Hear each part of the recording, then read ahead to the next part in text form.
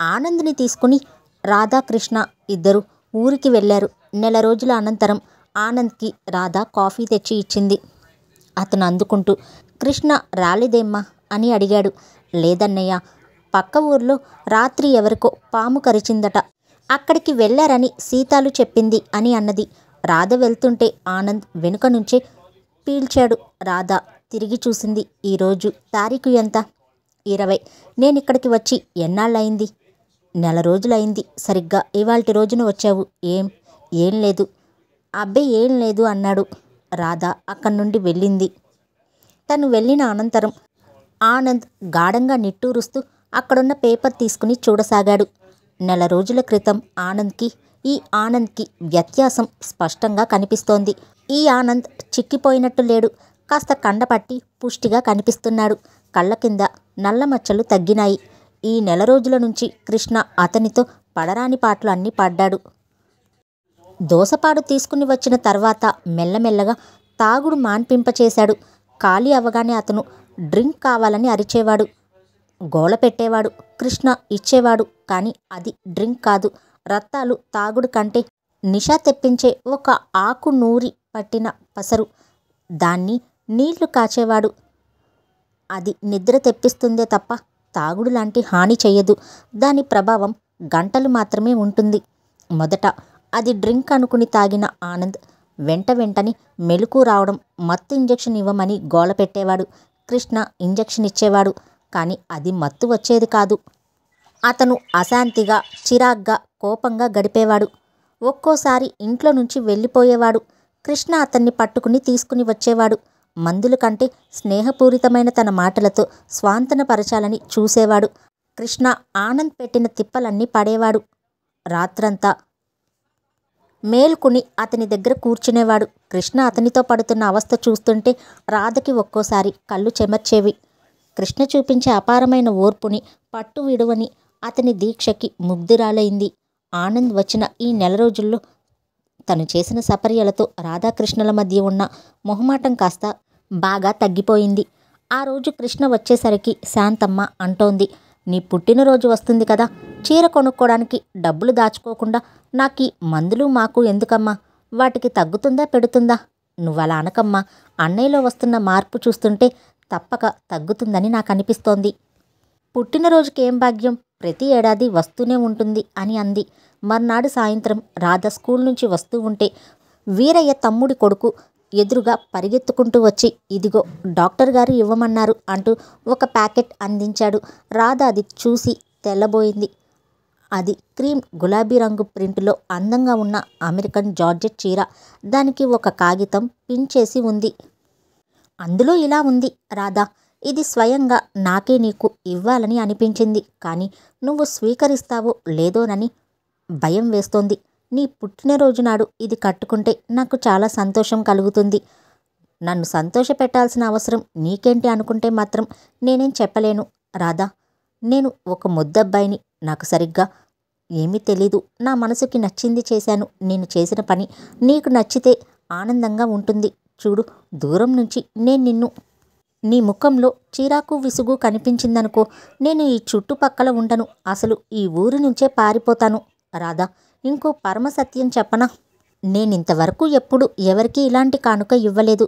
నా సెలక్షన్ మీద నాకు గొప్ప నమ్మకం ఉంది. ఈ చీర నీకు కూడా నచ్చితే నా నమ్మకం యథార్థమవుతుంది. నన్ను సంతోష పెడతావు, బాధ పెడతావు, నీ ఇష్టం మరి. రాధ ఉత్తరం చదువుతూ ఉండగానే ముఖంలో చిరునవ్వులు చిందులాడినాయి. ఉత్తరం చదివి తలెత్తి చూసింది. దూరంగా కృష్ణ సైకిల్ మీద ఒక కాలు కింద ఆనించి నిలబడి ఉన్నాడు. రాధ నవ్వు ముఖంతో చూసేసరికి అతనికి ప్రాణాలు లేచి వచ్చాయి. రాధ వచ్చింది. అతని కళ్ళలో కృతజ్ఞత కనిపించింది.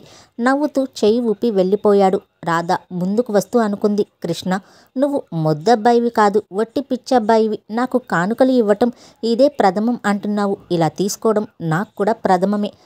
ఆ ఉదయం కృష్ణ సైకిల్ తీసుకుని ఊరిలో పేషెంట్ని చూడ్డానికి బయలుదేరుతూ ఉంటే సీతాలు ఎదురొచ్చింది. సీతాలు చేతిలో పూల బుట్ట ఉంది. సీతాలు తలకు పోసుకుని ఉంది. మనిషి ఉత్సాహంగా లేడిపిల్లల గంతులు వేస్తున్నట్టు ఉంది. పెద్ద శుభవార్త అంది. ఏమిటి సీతాలు అన్నాడు కృష్ణ. మా బావ కబురు చేశాడు బాబు. ఏమని? ఈ పౌర్ణమి నాడు వచ్చి నన్ను తనతో తీసుకుని వెళ్తాను అన్నాడు. నిజంగానా? మరి డబ్బేదో ఇవ్వాలన్నావుగా? సీతాలు ముఖంలో ఆనందం పొంగి వచ్చింది. ఆ డబ్బు ఎవరో పేరు మీద మనీ ఆర్డర్ చేశారట. నేనే పంపాననుకున్నాడంట ఎవరో ఆ దేవుడు అని సీతాలు అనగానే వెంటనే కృష్ణ, ఎవరు పంపి ఉంటారు? నీ బావకి నిన్ను వదిలి ఉండలేనని తనకి తెలిసినట్టుంది. ఇక లాభం లేదని ఇలా ఉత్తరం రాసి ఉంటాడు అంతే. ఇంతకీ ఎక్కడికి బయలుదేరుతున్నా నువ్వు అని చేతిలో బుట్ట చూస్తూ అడిగాడు. గుడికి బాబు. నన్ను చల్లగా చూసి నా కాపురం నిలబెడుతున్న ఆ దేవుడికి దండం పెట్టుకుందామని. పిచ్చి సీతాలు, నువ్వసలు దేవుడితో పోట్లాడాలి. ఎందుకు బాబు? నువ్వింత మంచిదానివి కదా, నిన్ను ఎందుకు బాధ పెట్టాలి? అది నా దురదృష్టం. నుదురు కొట్టుకుంటూ చూపించింది. సరే వస్తాను. అతను బయలుదేరాడు. ఒక్క నిమిషం ఆగండి బాబు. ఏంటి అని అతను ఆగాడు. సీతాలు బుట్టలో పూలు తీసి పట్టుకుని గబాలన వంగి అతని పాదాల మీద ఉంచి కళ్ళకు అద్దుకుంది. అరరే, ఇదేంటి? నీకేమైనా మతిపోయిందా? అతను కంగారుగా లేవదీశాడు. సీతాలు ఏడ్చేసింది. ఏడుస్తూనే, అవును బాబు, నిజంగానే మతిపోయింది. మాకు మనీ ఆర్డర్ రసీదు వచ్చింది అని అనగానే నేను అది మీరే అనుకున్నాను. నా గురించి మీరు తప్ప ఈ ఊళ్ళో ఇంకెవరు ఆలోచిస్తారు? మా అయ్య ఎంత గుర్తుకు వచ్చాడో ఆ సమయంలో నాకు. అయ్యే గనుక ఉండి ఉంటే ఎంతో సంతోషపడేవాడు. నా దేవుడు మీరే బాబు. పిచ్చి సీత, ఇన్ని మాటలు ఎందుకు మాట్లాడవు నువ్వు? నీ భర్తతో సుఖంగా ఉండాలని నా ఆశ. మా సీతాలు అత్తవారింటికి వెళ్ళి ఒక బుజ్జి పాపాయిని ఎత్తుకుని అప్పుడు నేను వచ్చాననుకో, అదిగో మావయ్య వచ్చాడు అని నన్ను చూపిస్తే ఎంత బాగుంటుందో తెలుసా? సీతాలు సిగ్గుపడింది. కళ్ళ నీళ్లు తుడుచుకుంది. చూడు, నువ్వు ఎప్పుడు సంతోషంగా ఉండాలి తెలుసా? మా బావ దగ్గరికి వెళతా. నాకింకేం దిగుల్లేదు బాబు. ఇంతలో ఓ మనిషి పరిగెత్తుకుని వచ్చాడు. డాక్టర్ బాబు, వీరయ్య భార్యకి నొప్పులు వస్తున్నాయట, మిమ్మల్ని రమ్మన్నారు. కృష్ణ గబాల్న సైకిల్ ఎక్కి వీరయ్య ఇంటి వైపు వెళ్ళాడు. కృష్ణ వీరయ్య ఇంటికి వచ్చాడు. అప్పటికే వీరయ్య భార్య ప్రసవ వేదన పడుతోంది. కృష్ణ నిర్వీణుడయ్యాడు. లేడీ డాక్టర్ ఇంకో 20 రోజుల తర్వాత గాని నొప్పులు రావు అని చెప్పింది. వారం ముందే నొప్పులు రావడమేంటి? వీరయ్య భార్యని గుంటూరు తీసుకుని వెళ్ళి ఆమెని నర్సింగ్ హోంలో చేర్పించే ఏర్పాట్లు చేశాడు. ఇప్పుడు హఠాత్తుగా నొప్పులు ప్రారంభమయ్యాయి. వీరయ్య భార్య అంత దూరం ఎలా రాగలదు? తనకి ఇంత ప్రయాణం చేసే శక్తి లేనట్టుంది. కృష్ణ వీరయ్యని పిలిచి లేడీ డాక్టర్కి ఉత్తరం రాసి ఆమెని వెంటనే రావాల్సిందిగా కోరుతూ వీరయ్య చేతికి ఇచ్చాడు ఆ ఉత్తరాన్ని. వీరయ్య భార్యని హాస్పిటల్కి తీసుకుని వచ్చాడు. అవసరమైతే ఆపరేషన్ చేసేటందుకు అన్నీ సిద్ధం చేసి ఉంచాడు. సాయంత్రం అయింది. కృష్ణ హాస్పిటల్లో అటు ఇటు తిరుగుతూ వీరయ్య వెంట వచ్చే డాక్టర్ గారి కోసం చూస్తున్నాడు. ఆఖరి పడవకి వీరయ్య వచ్చాడు. ఒక్కడే తిరిగి వచ్చాడు. అతని ముఖం దీనంగా, అలసటగా, కంగారుగా ఉంది. వెంట లేడీ డాక్టర్ కూడా రాలేదు. డాక్టర్ రాలేదా? నువ్వొక్కడివే వచ్చావేంటి అని కృష్ణ అడిగాడు. లేదు బాబు, పెళ్ళికి హైదరాబాద్ వెళ్ళారంట అన్నాడు. వెంటనే కృష్ణ నిరుత్తరుడయ్యాడు. ఆవిడ వస్తుందని ఎంతో ఆశతో 1000 కళ్ళతో ఎదురు చూస్తున్నాడతను. రాత్రైన కొద్దీ వీరయ్య భార్యకి నొప్పులు మొదలయ్యాయి, ఎక్కువైనాయి. ఆపరేషన్ చెయ్యకపోతే పెద్ద ప్రాణానికే ముప్పు వచ్చేటట్టుంది. బాబు, ఇప్పుడెలా? అది బతుకుద్దంటారా? పాపిష్టివాణ్ణి, అత్యాశకు పోయాను. పిల్లలు లేకపోతే లేకపోయారు అనుకోవాల్సింది. ఉండు వీరయ్య, నువ్వు కంగారు పడకు అంటూనే కృష్ణ మెట్లు ఎక్కుతూ పరిగెత్తినట్టు వెళ్ళాడు. 10 నిమిషాల్లో అతను రాధ ఇంటికి వచ్చాడు. రాధ పక్కలు సర్దుకుని కృష్ణ వస్తూనే ఆనంద్ ఎక్కడా అని అడిగాడు. అదిగో అని రాధ చూపించింది. ఆనంద్ గదిలో పడకుర్చీలో ముఖానికి పేపర్ అడ్డు పెట్టుకుని కూర్చుని ఉన్నాడు. కృష్ణ ఆ గదిలోకి వచ్చాడు. పాదాల అలికిడి విని ఆనంద్ కృష్ణ వైపు చూశాడు. కృష్ణని చూడగానే అతని ముఖం వికసించింది. కృష్ణ బాటిల్ తెచ్చాడు. మధ్యాహ్నం నుంచి డ్రింక్ లేదు, పిచ్చి పట్టునట్టుంది అంటూ లేస్తూ అన్నాడు ఆనంద్. నువ్వు అర్జెంటుగా నాతో రావాలి. నేనా? ఎక్కడికి? అర్జెంట్ కేసు ఒకటి వచ్చింది, డెలివరీ కేస్. కృష్ణ క్లుప్తంగా వీరయ్య భార్య సంగతి చెప్పాడు. ఆమెకి మీరు వచ్చి సిజేరియన్ చెయ్యాలి, లేకపోతే తను బ్రతకదు. ఆనంద్ నిర్విష్టుడైనట్టు చూశాడు. అదేంటి, నేనా అన్నాడు. అతని ముఖం ఆపరేషన్ మాట వినగానే వెలవెలబోయింది. అవును, నువ్వే. నా సంగతి నీకు తెలీదేమో. ఆనంద్ ముఖంలో బాధ పొంగి వచ్చింది. కృష్ణ ఆనంద్ చేయి పట్టుకున్నాడు. తెలుసు, నాకు బాగా తెలుసు. ఆనంద్ పేరు మోసిన సర్జరీలో అతనికి సాటి ఎవ్వరూ లేరు. షటప్ ఆనంద్ అరిచాడు. అతని నుదుట నరాలు ఉబ్బినాయి. అతని పిడికిళ్ళు బిగుసుకున్నాయి. కళ్ళు క్రోధంగా అవమానంగా చూశాయి. ఉరిమి ఉరిమి చూస్తూ, నువ్వు నన్ను హేళన చేస్తున్నావు కదూ, ఐ విల్ కిల్ యు చేతులు చూపిస్తూ అన్నాడు. కృష్ణ ఎంతో ఆత్మీయంగా ఉద్రేకంతో కంపిస్తున్న ఆ చేతుల్ని పట్టుకున్నాడు. అతని కళ్ళలోకి స్నేహపూర్వకంగా చూశాడు. కరుణ నిండిన స్వరంతో అన్నాడు ఆనంద్. నిన్ను వెక్కిరించడం లేదు, నీ సామర్థ్యాన్ని గుర్తు చేస్తున్నాను. వీరయ్య భార్య ప్రాణాపాయ స్థితిలో ఉంది. నువ్వు ఆపరేషన్ చేస్తే ఆమె బిడ్డ, ఆమె ఇద్దరూ బ్రతుకుతారు. స్వర్గంలో ఉన్న మాధవి ఎంతో సంతోషిస్తుంది. ఆనంద్, నువ్వు మంచి డాక్టర్వి. తన మూలంగా ఇలా అయిపోయావని తెలిస్తే మాధవి ఆత్మ ఎంత క్షోభిస్తుందో తెలుసా? ఎంతమందికి ఉపకారం చేయాల్సిన ఈ చేతులు ఇలా ఉండిపోవడం భావ్యం కాదు. ఆనంద్, నువ్వు ఈ ఆపరేషన్ చేసి తీరాలి. నువ్వు ఇలా జీవోత్సవంగా బ్రతకడం మాధవికి ఇష్టం ఉంటుందనుకున్నావా? నువ్వు పేదలకి సాయం చేయాలి అనేది మాధవి కోరిక, అవునా కాదా? కృష్ణ మాటలకి ఆనంద్ కుర్చీలో కూలబడి 2 చేతుల్లో తలను దాచుకున్నాడు. ఆనంద్, నా మాట విను. లేచిరా. ఆ తల్లికి బిడ్డకి ప్రాణం పోయి మన కళ్ళెదుట వాళ్ళు చచ్చిపోతూ ఉంటే చూస్తూ ఊరుకునే మూర్ఖుడివి కావద్దు. డాక్టర్ తన వృత్తిని పవిత్రంగా భావించాలి. తను చేసుకున్న ఒక్క పొరపాటుకి రోగులని శిక్షించకూడదు. ఆనంద్, లేచిరా. నువ్వు ఈ తల్లి బిడ్డను రక్షిస్తే నీ మూలంగా ఒక ప్రాణికి ఉపకారం జరిగిందని తప్పక మాధవి ఆత్మకి శాంతి కలుగుతుంది. నేను రాలేను. నేను ఆపరేషన్ చేయలేను. నువ్వు రావాలి, వచ్చి తీరాలి. నువ్వు చేయగలవు ఆనంద్.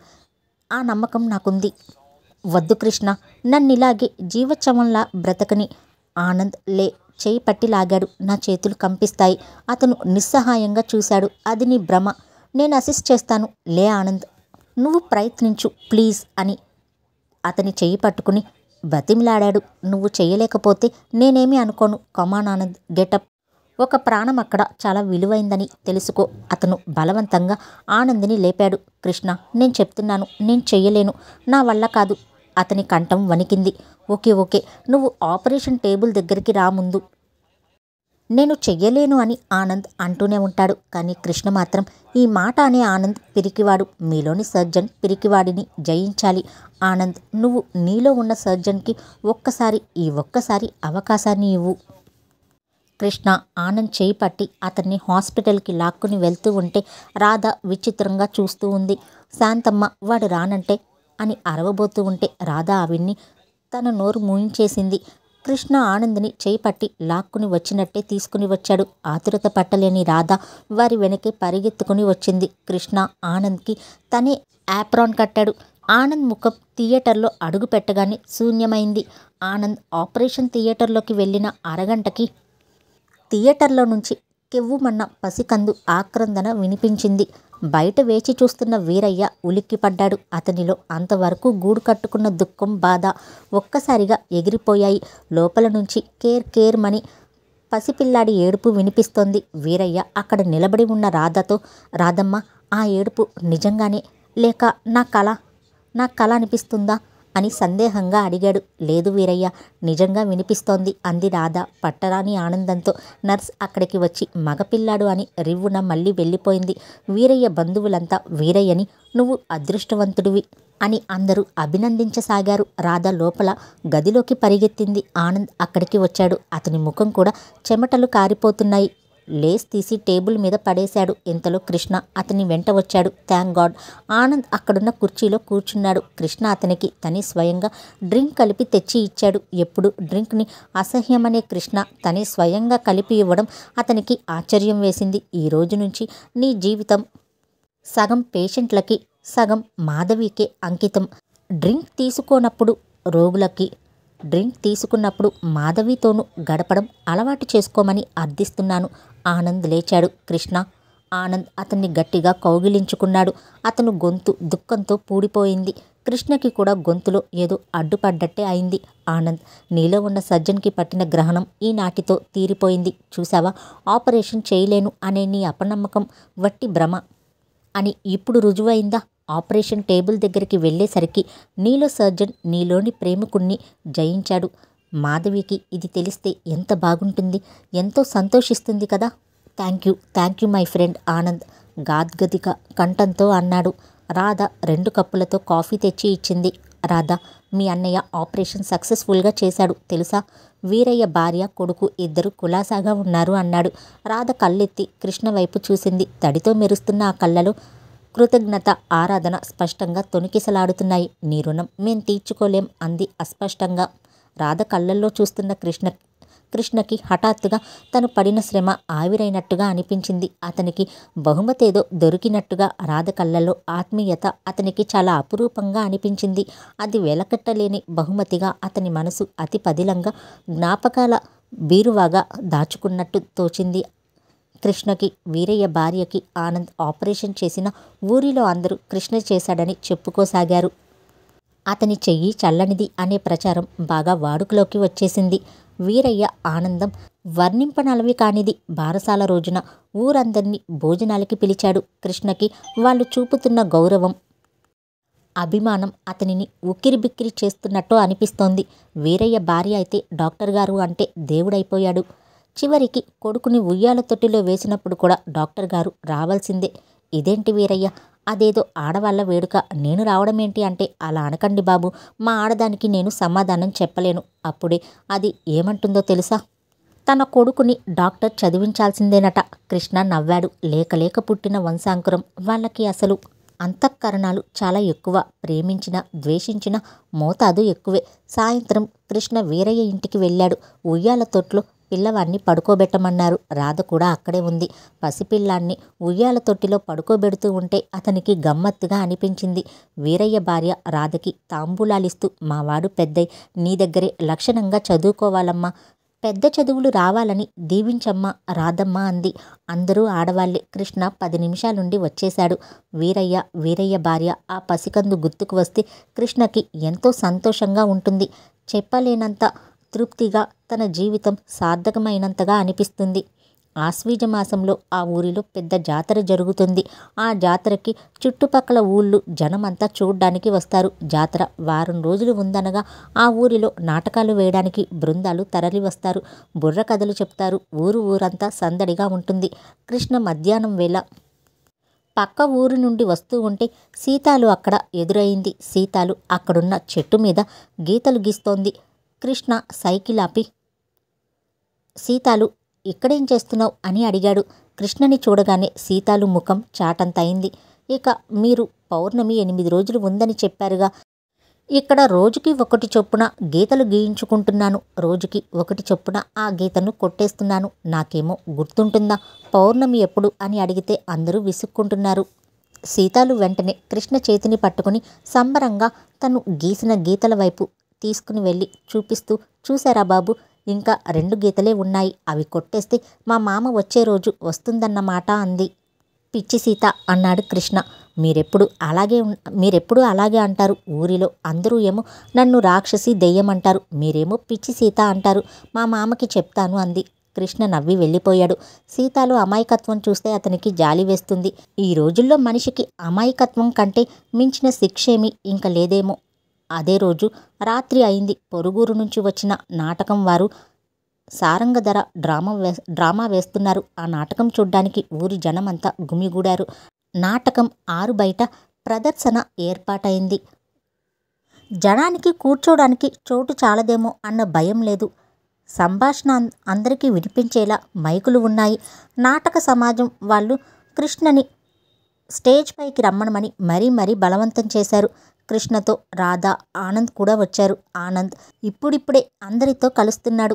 అమరికలు లేకుండా మాట్లాడుతున్నాడు. చూస్తుంటే కృష్ణకి ఎంతో ఆనందంగా ఉంటుంది. రాధ కృష్ణతో, మా అన్నయ్యకి మీరు మళ్ళీ జన్మ ప్రసాదించారు అని అంటూ ఉండేది. ఆనంద్ ఓపికగా నాటకం పూర్తయ్యే వరకు కూర్చున్నాడు. నాటకం జరుగుతూ ఉంటే జనం కేకలు, ఈలలు. పల్లెటూరు. ఇక్కడ వీళ్ళకి కాలక్షేపం ఏదీ ఉండదు. నాటకం అన్నా సినిమా అన్నా చెవి కోసుకుంటారు. నాటకం మొదలైనప్పటి నుంచి ప్రతి పద్యానికి వన్స్ మోర్లే. నాటకం పూర్తయ్యేసరికి తెల్లవారుజాము 4 అయింది. ఇంటికి వచ్చి బట్టలు మార్చుకునే ఓపిక కూడా లేనట్టుగా మంచం మీదే నిద్రపోయాడు. గాఢ నిద్రలో తృప్తిగా నిశ్చింతగా నిద్రపోతున్న అతనికి డాక్టర్ బాబు అంటూ ఎవరో అరుస్తున్న కేకలకి మెలకు వచ్చింది. కళ్ళు నలుపుతూ లేచి కూర్చున్నాడు. ఎర్రటి ఎండ పైకి వచ్చింది. అతను టైం చూసుకున్నాడు. 8:30 అయింది. డాక్టర్ బాబు, మీరు తొందరగా రావాలి. వచ్చిన అతను వగరుస్తూ చెప్పాడు. ఏమైంది? సీతాలు చచ్చిపోయింది, ఊరేసుకుంది. చ నోర్ముయ్. అతని మైకం ఒక్కసారిగా వదిలిపోయింది. అతను మంచం మీద నుంచి లేచాడు. ప్రొద్దుటే ఏమిటి వెధవ పరాచికాలు? ఎవరు పంపారు నిన్ను అని అడిగాడు కృష్ణ. వచ్చినతను బిత్తరపోయాడు. పరాచికం కాదు బాబు, సీతాలు నిజంగానే చచ్చిపోయింది, చీరతో ఊరేసుకుంది. ఎవరు చెప్పారు? నా కళ్ళారా నేను స్వయంగా శవాన్ని చూశాను. వీరయ్య వాళ్ళందరూ అక్కడే ఉన్నారు. మిమ్మల్ని పిలుచుకురమ్మన్నారు. కృష్ణ గబాళ్ళ బయలుదేరాడు. అతను ఆ మాటని నమ్మలేదు. సీతాలు ఇల్లు ఊరికి చివరగా ఉంటుంది. కృష్ణ వెళ్ళేసరికి అప్పటికే అక్కడ చాలామంది గుమిగూడి ఉన్నారు. అతన్ని చూడగానే డాక్టర్ గారు వచ్చారు అంటూ దారి తొలగి ఇచ్చారు. కృష్ణ లోపలికి వచ్చాడు. మంచం మీద సీతాలు పడి ఉంది. కృష్ణకి చూడగానే ఏమీ అర్థం కాలేదు. సీతాలు చనిపోయి చాలాసేపైనట్టుంది. అతను శవాన్ని పరీక్ష చేశాడు. బుగ్గల మీద మెడ మీద ఘాట్లు ఉన్నాయి. జాకెట్ చిరిగి ఉంది. సీతాలు చచ్చిపోయింది. కానీ తను ఆత్మహత్య చేసుకోలేదు. ఎవరు హత్య చేశారు. మెడ దగ్గర కంఠం నులిమిన ఘాట్లు స్పష్టంగా కనిపిస్తున్నాయి. ఎవరో తెలివిగా సీతాలుని చంపేసి ఆత్మహత్యలా కనిపించేలా ఏర్పాటు చేశారు.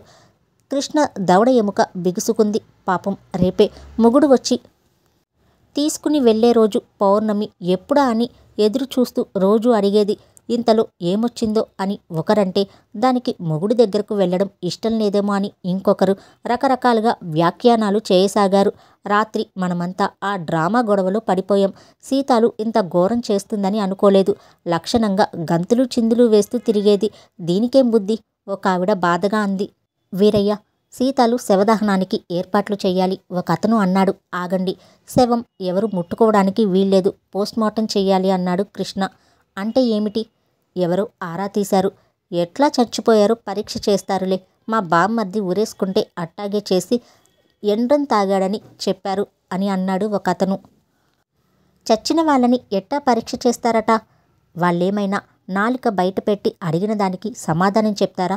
ఒక అతను సందేహించాడు. శవాన్ని కోసి కడుపులో పేగులు పరీక్ష చేస్తారు. అలాగా? ఏమిటి?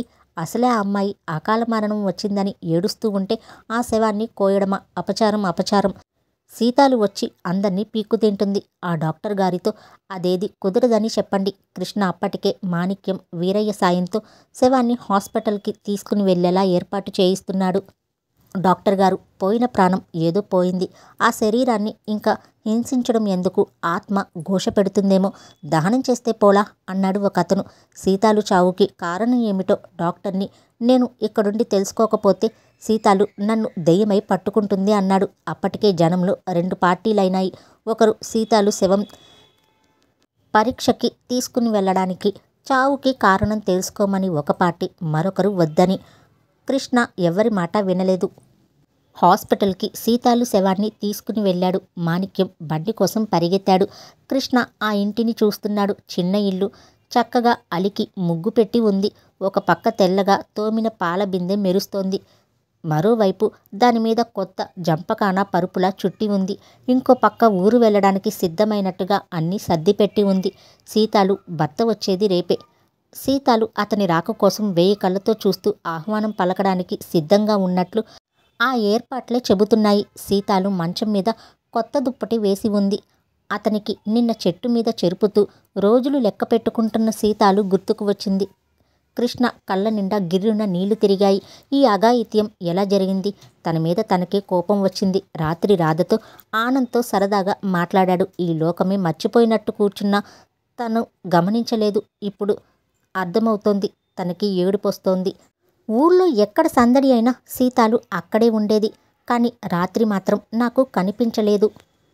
మై గాడ్, సీతాలు ఇక్కడ ఘోరంగా పీక పిసికి చంపబడుతూ ఉంటే తను అక్కడ సంతోషంగా ఆనందంగా ఆ డ్రామా చూస్తూ కూర్చున్నాడు. అతని శరీరం జలధరించింది. సీతాలు అతని వంక దీనంగా చూస్తున్నట్టు కూర్చున్నట్టు అనిపించింది. సాయంత్రం అయింది. కృష్ణ విజయవాడ డాక్టర్ని పిలిపించి పోస్ట్మార్టం చేయించాడు. అతని ఆలోచన, భయము అక్షరాల నిజమైనాయి. సీతాలుని ఎవరో రేప్ చేశారు. ఆ పెనుగులాటలో ఎదుటి వ్యక్తి కంఠం నులమడంతో ప్రాణం పోయింది. సీతాలు జుట్టులో గొలుసు ముక్క ఒకటి దొరికింది. అది రోల్డ్ గోల్డ్. కృష్ణ ఆ గొలుసు ముక్కను భద్రం చేశాడు. సీతాలు భర్త వచ్చాడు.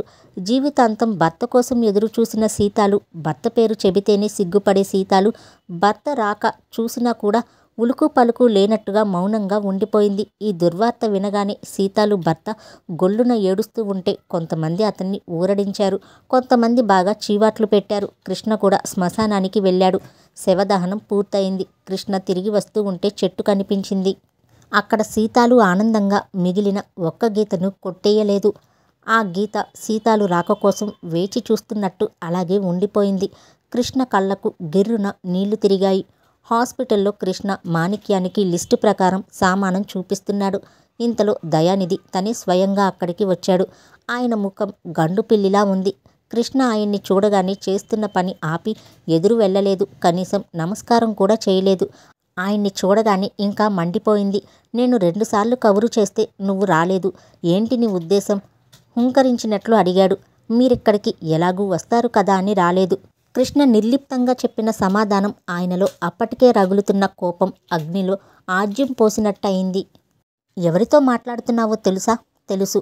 ఈ ఊరిలో మాటకి తిరుగులేని దయానిధి గారితో. ఆ మాత్రం స్పృహ ఇంకా ఒంటి మీద ఉందన్నమాట. ఏమిటి ఊరేసుకుని చస్తే కేసు గీసు అంటున్నావు? సీతాలు చావలేదు, ఎవరో చంపారు. ఆ అమాయకురాల్ని చంపిన వాణ్ణి, ఆ వ్యక్తిని జైలుకు పంపించడం నా ధర్మం.